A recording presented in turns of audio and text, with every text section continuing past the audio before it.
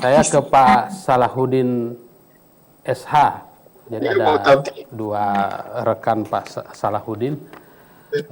Jadi dibedakan pada titelnya. Tadi Pak Dr. Salahuddin Pakaya. Kemudian yang berikut adalah Salahuddin Pakaya SH.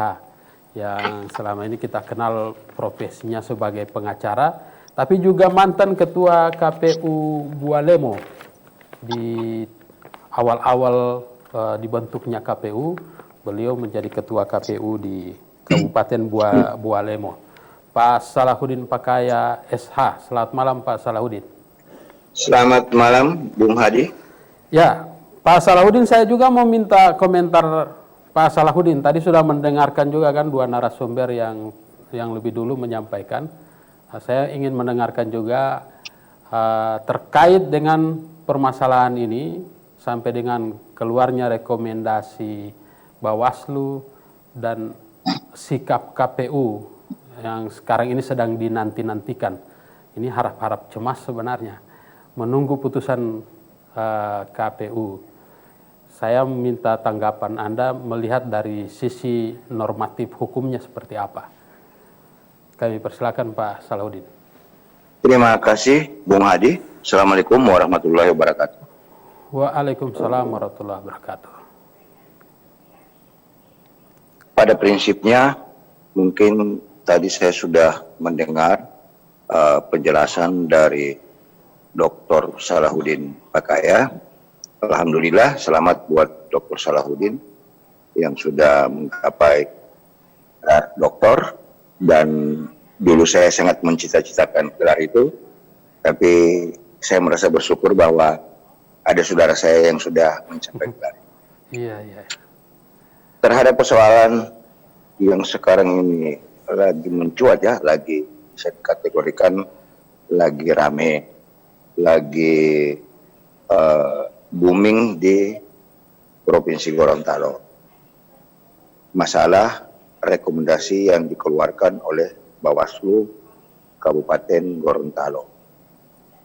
Fenomena yang seperti dikatakan oleh Dr. Salahuddin tadi, bahwa hanya berkutat di pasal 71 ayat 3 dan implikasinya di 71 ayat 5, memang itu masih menjadi perdebatan multitafsir, sehingga setiap orang berhak untuk menafsirkan norma-norma hukum tersebut. Tetapi intinya pasal 71 ayat 3 tersebut, saya hanya mengutip beberapa pendapat ahli. Lahirnya pasal 71 ayat 3 itu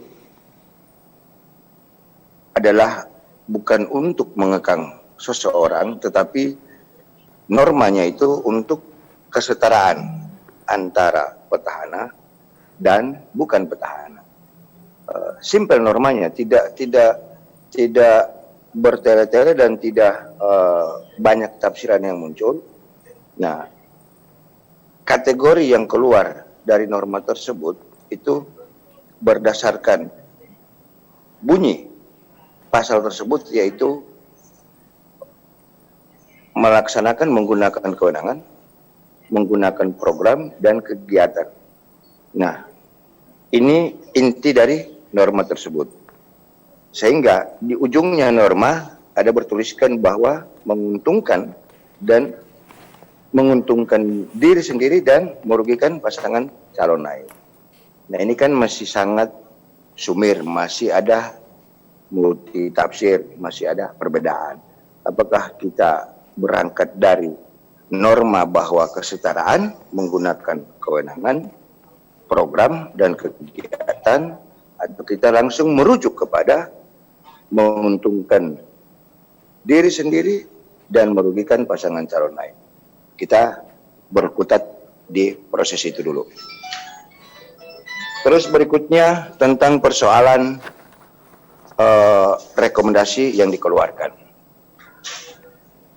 Bawaslu itu diatur oleh undang-undang sebagai badan pengawas. Memang dulu namanya masih Panwaslu, dan kita masih sama-sama merasakan bagaimana Bawaslu itu sebagai Panwaslu, tetapi oleh undang-undang dirubah menjadi Bawaslu, yaitu Badan Pengawas Pemilu.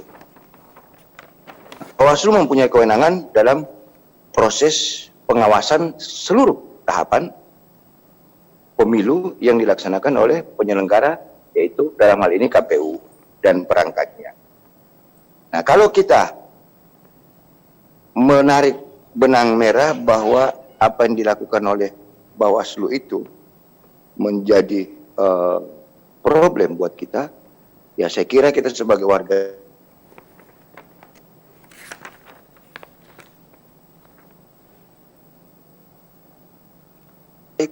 kita patuhi. Bawaslu diberi kewenangan oleh undang-undang dua hal, yaitu yang pertama putusan dan yang kedua rekomendasi.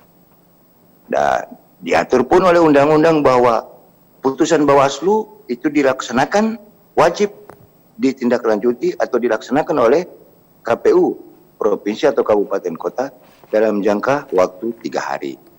Akan tetapi rekomendasi itu diberikan kewenangan undang-undang bahwa KPU dapat menindaklanjuti rekomendasi Bawaslu dalam jangka waktu 7 hari. Nah, ini proses yang harus kita hargai, proses yang harus kita hormati sebagai warga negara yang taat pada hukum. Mereka penyelenggara, mereka juga yang akan tentu tahu apa yang harus dilakukan. Ini yang sementara bergulir, yang saya memantau, saya melihat di media online maupun di media massa, bagaimana proses ini sementara berjalan. Terlepas dari apa yang dilakukan oleh Bawaslu itu benar atau tidak, kita harus hormati. Dan apapun yang akan dilakukan oleh teman-teman di KPU, itu kita harus hormati. Tetapi kita harus mengkaji lebih ke dalam lagi. Seperti apa konteks rekomendasi tersebut? Apakah rekomendasi tersebut menimbulkan, kenapa sampai menimbulkan berbagai macam pertanyaan? Apakah hal tersebut sudah sesuai dengan formil? Terus yang kedua, hal tersebut materialnya terpenuhi atau tidak? Itu mungkin sementara Bung Hadi.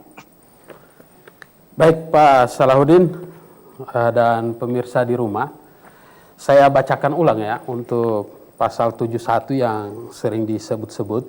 Jadi Undang-Undang Nomor 10 Tahun 2016 tentang perubahan kedua atas Undang-Undang Nomor 1 Tahun 2015 tentang penetapan peraturan pemerintah pengganti Undang-Undang Nomor 1 Tahun 2014 tentang pemilihan gubernur, bupati, dan wali kota menjadi undang-undang. Kemudian pasal 71 yang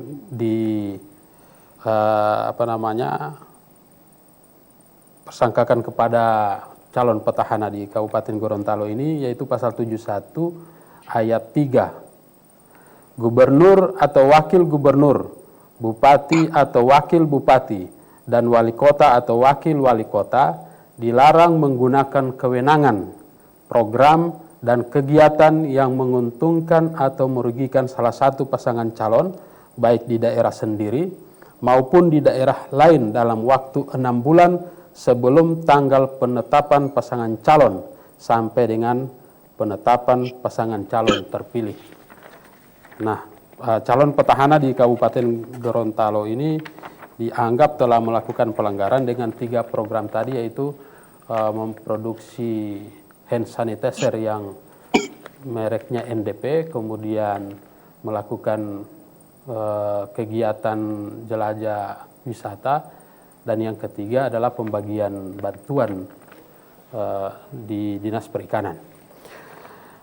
Nah, kemudian ini Pak Salahuddin, kalau kita lihat di Undang-Undang Nomor 1 Tahun 2015 tentang penetapan peraturan pemerintah pengganti Undang-Undang Nomor 1 Tahun 2014 tentang pemilihan gubernur, bupati, dan wali kota menjadi undang-undang.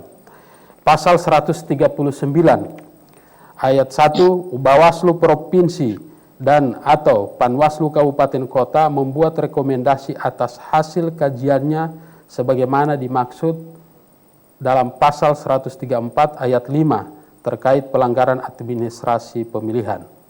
2. KPU Provinsi dan atau KPU Kabupaten Kota wajib menindaklanjuti rekomendasi Bawaslu Provinsi dan atau Panwaslu Kabupaten Kota sebagaimana dimaksud pada ayat 1. KPU Provinsi dan atau KPU Kabupaten Kota menyelesaikan pelanggaran administrasi pemilihan berdasarkan rekomendasi Bawaslu Provinsi dan atau Panwaslu Kabupaten Kota sesuai dengan tingkatannya. Kemudian di pasal 140, KPU Provinsi dan atau KPU Kabupaten Kota memeriksa dan memutus pelanggaran administrasi sebagaimana dimaksud dalam pasal 139 ayat 2 paling lama 7 hari sejak rekomendasi Bawaslu Provinsi dan atau Panwaslu Kabupaten Kota diterima.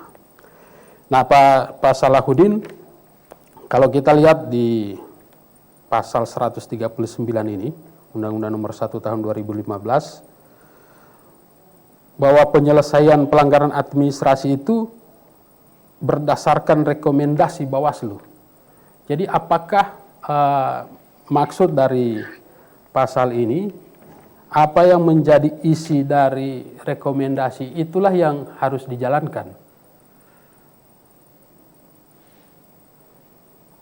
Pak Salahuddin? Iya, saya dengar. Apakah isi rekomendasi? Kan isi rekomendasi ini ada yang, kalau seperti yang kita lihat di Kabupaten Halmahera Utara ya, kemarin, kan Bawaslu juga mengeluarkan rekomendasi, tetapi oleh KPU tidak dilaksanakan.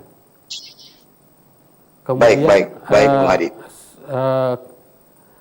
Ada yang mengatakan itu karena tergantung isi rekomendasinya. Kalau rekomendasinya tegas bahwa ini memang sudah terbukti melakukan pelanggaran, atau ada yang rekomendasi hanya dalam bentuk dugaan, diduga melakukan pelanggaran, sehingga KPU tidak mengikat untuk melaksanakan itu.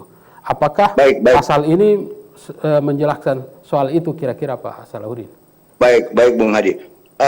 Sebenarnya saya tidak ingin masuk lebih jauh terhadap rekomendasi yang dikeluarkan oleh Bawaslu. Tapi setidaknya kita sedikit menyentil persoalan yang muncul ke permukaan yang disampaikan oleh Bung Hadi tadi, bahwa ada peristiwa yang sama yaitu di Halmahera Utara. Ya. Peristiwa di Halmahera Utara itu hasil adopsi dari kejadian yang ada di Parepare. Nah, setelah kami coba buka, coba pelajari kisah apa yang di Parepare dan di Halmahera Utara itu mirip, ada kemiripan, yaitu program pemerintah pusat yang dibawa ke daerah yang disalurkan. Nah, kita kaji bahwa rumusan pasal tersebut norma menggunakan program,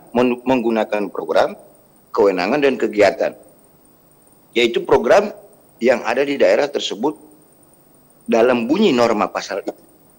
Nah, kalau kita lari kepada konteks yang peristiwa di Halmahera Utara yang ditolak dan direkomendasikan oleh Bawaslu dan tidak ditindaklanjuti oleh KPU, itu adalah hasil adopsi dari Parepare pada saat kejadian pilkada kemarin. Nah, kalau kita tarik ulur ke persoalan yang terjadi di Ogan Ilir di Sumatera, itu yang bersangkutan petahana menggunakan program yang ada di daerah tersebut. Nah, itu terlalu jauh kita masuk ke dalam konteks materi. Ya, kalau Ogan Ilir kan dibatalkan petahana ya?